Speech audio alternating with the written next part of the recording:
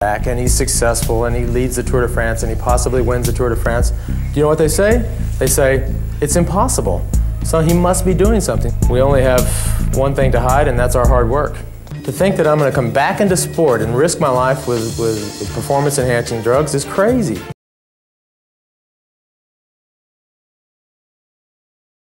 Husbands say he is basically more urban or rural.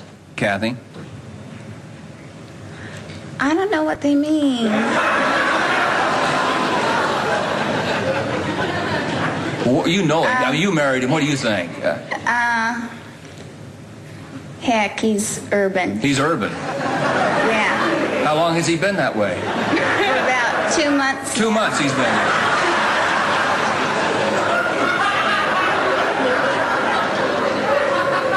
Do you think there's anything he can do about it? He went to a doctor. Oh, he did?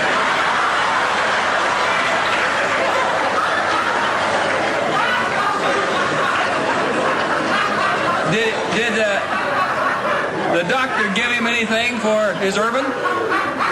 He gave me something.